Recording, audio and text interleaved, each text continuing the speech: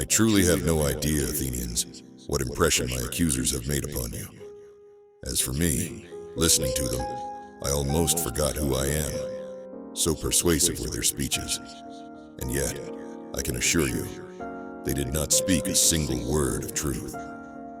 But what astonished me most, among so many lies, was their claim that you must be on guard not to be deceived by me. For they accuse me, imagine this, of being eloquent in speech.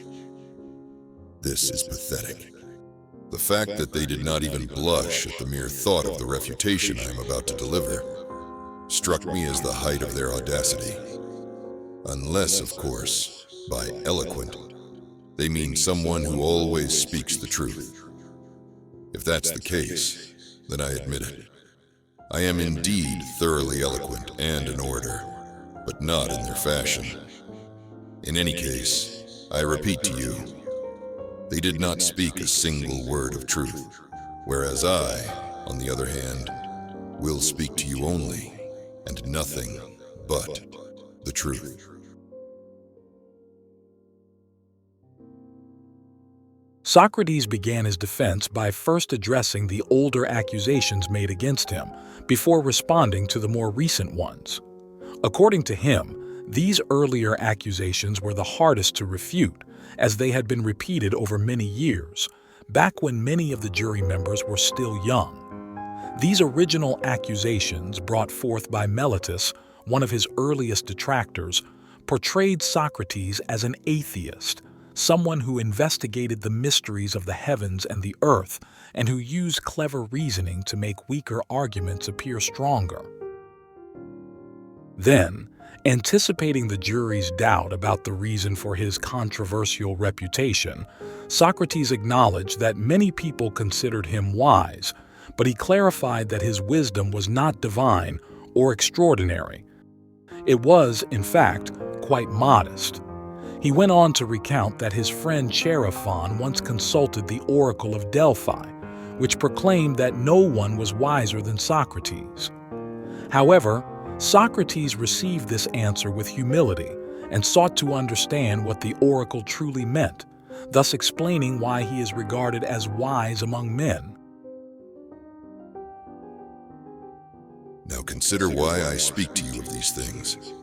It is necessary that I explain the origin of the slander I am subjected to.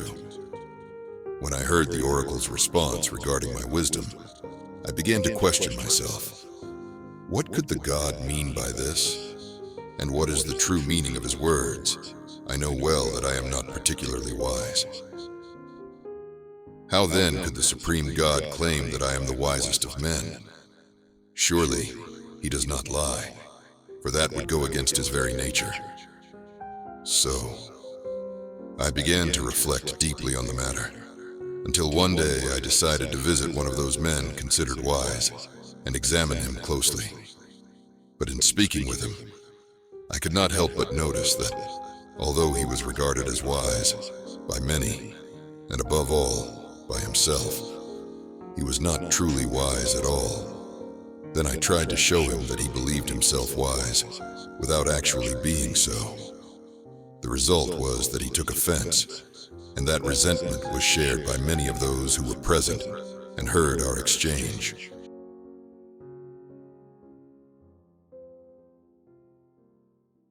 Socrates then explained that he continued his search for wise men, beginning with the politicians.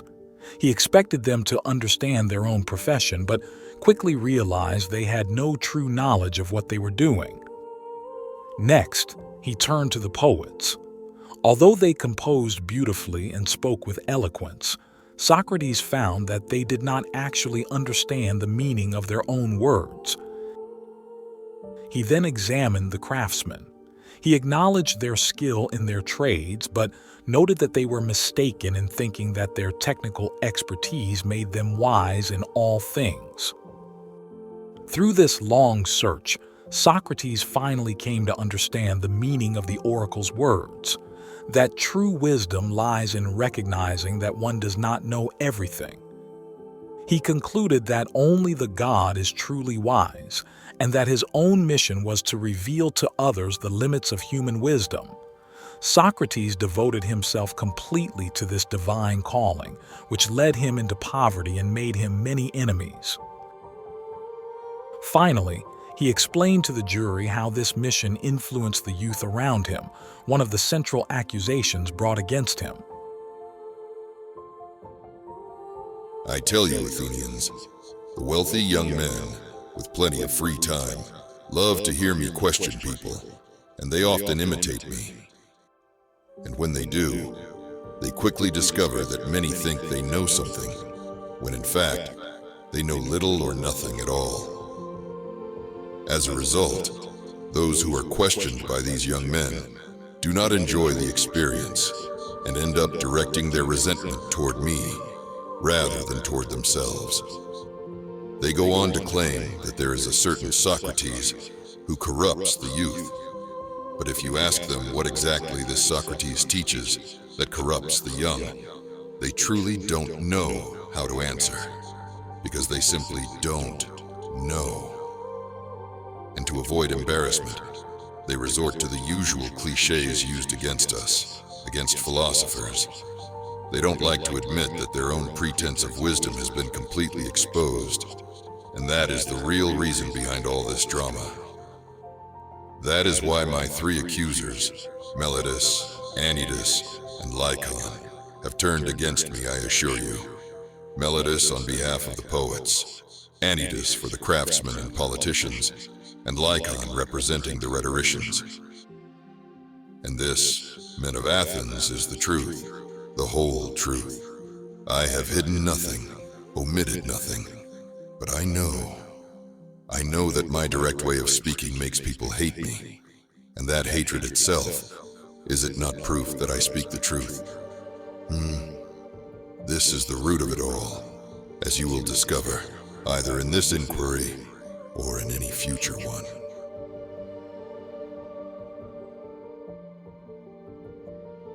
Socrates then began addressing the accusations brought by Meletus, starting with the charge that he corrupted the youth and introduced new gods instead of honoring the official deities of the city. He argued that Meletus was not sincere and, in truth, did not genuinely care about the youth. Socrates challenged him to name anyone who contributed more to their improvement than he himself did. When Meletus claimed that everyone except Socrates had a positive influence on the young, Socrates easily showed how illogical this was. It made no sense that a single man could corrupt the youth while all others improved them. This, he said, revealed the utter weakness and inconsistency of the accusation. He then turned to the religious accusations, asking Meletus whether he believed Socrates was an atheist or simply someone who did not believe in the state's gods.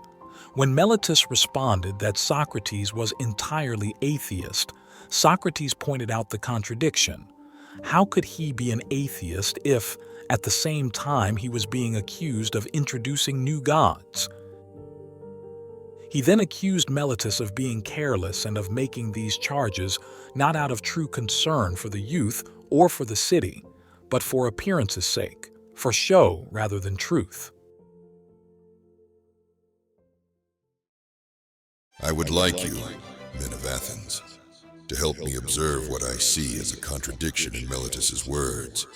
And you, Meletus, please respond. I ask everyone not to interrupt me as I speak in my usual manner. Meletus, can anyone believe in human matters without believing in human beings? I wish you would answer, instead of trying to interrupt me. Can anyone believe in the art of horsemanship without believing in horses? Or in the art of flute playing without believing in flute players? No, my friend. I will answer on your behalf and on behalf of this court, since you refuse to answer for yourself. No one has ever done such a thing, right? Now, let me ask the next question. Can someone believe in spiritual or divine forces without believing in spirits or demigods? No, Socrates. One cannot. Oh, how fortunate I am to have drawn that answer from you, with the help of this court. But then, Meletus, you state in your accusation that I teach and believe in divine or spiritual forces. Whether they are old or new, that matters little. You say I believe in divine forces, correct? And if that is so, how can I not believe in spirits or demigods? Tell me. I must necessarily believe in them, must I not? And what, after all, are spirits or demigods? Are they not themselves gods or the children of gods? They most certainly are, Socrates. But then, here lies the absurdity of your argument, Meletus. You claim that spirits or demigods are gods, and yet you accuse me of not believing in gods, but in demigods instead. Now, if demigods are the children of gods, whether by nymphs or by other mothers, how could anyone believe in the existence of demigods and at the same time deny the existence of the gods themselves? It's like saying that mules exist, but horses and donkeys do not. This is the kind of nonsense you use to put me on trial. You threw this into your ridiculous accusation because you couldn't find anything real to accuse me of. No one in their right mind would believe that someone can believe in divine things without believing in gods, demigods, or heroes. Am I right?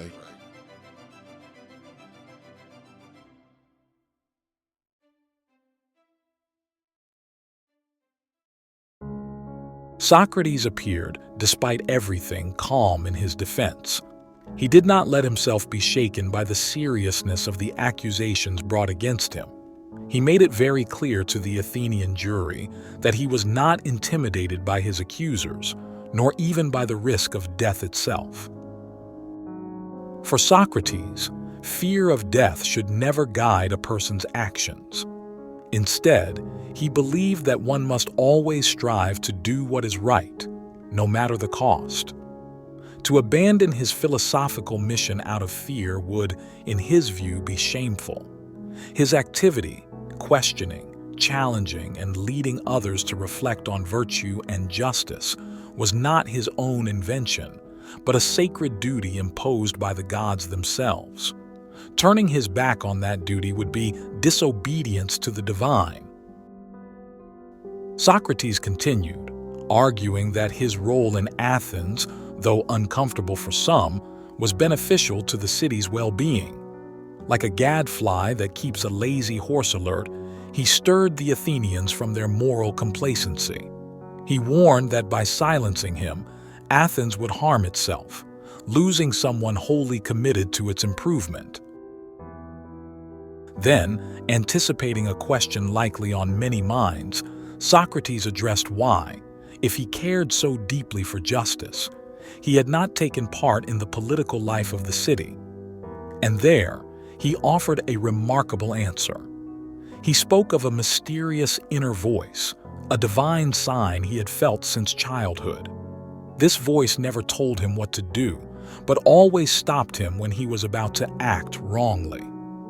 It was this voice, he explained, that kept him from entering politics, not out of fear or disinterest, but out of wisdom.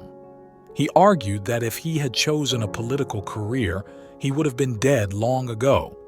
In politics, he believed, anyone who truly stands up for justice and refuses to compromise with injustice has little chance of survival. The system destroys those who confront it directly. And so, he concluded, anyone who truly wishes to defend what is just must remain a private citizen, not a public one. After all this, he responded to the charge that he corrupted the youth. He explained that he taught nothing in secret and took no payment for his conversations.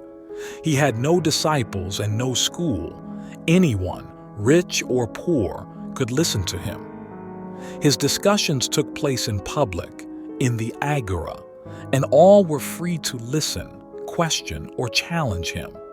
If he had in fact corrupted the young, he said, surely the youth themselves or their families would be present to testify against him. But the opposite was true. Many were there not as accusers, but as supporters, Fathers, brothers, and friends of those who had spent time with Socrates stood in his defense at the trial.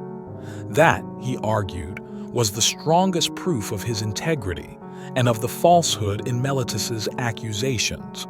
And so, with calm reasoning and unwavering dedication to truth, Socrates concluded the first part of his defense. He had presented his arguments not to inspire pity or to escape punishment, but to speak with sincerity, as he always had. And then he turned to the judges and said,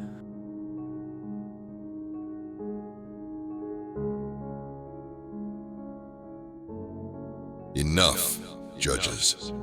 My defense has been, more or less, as you have heard. But perhaps some among you are offended by the way I have chosen to defend myself. Naturally, there may be those who, in the past, have resorted to constant tears and brought their children to court, hoping to sway the judges through emotion. However, I do not intend to do any such thing, even if it means risking the ultimate danger of death. It is possible that, seeing me refuse this approach, someone might vote to condemn me out of anger. And if any of you feel that way, I must say this as well. I too, good sirs, have a family. As Homer says, I was not born of oak or stone, but of human beings. I have family, 3 sons, all of them Athenians, 1 already grown, and 2 still very young. Yet my judges, I have not brought them here to influence your decision. And why not, you may ask? It is not out of arrogance, nor out of disrespect for you, Athenians.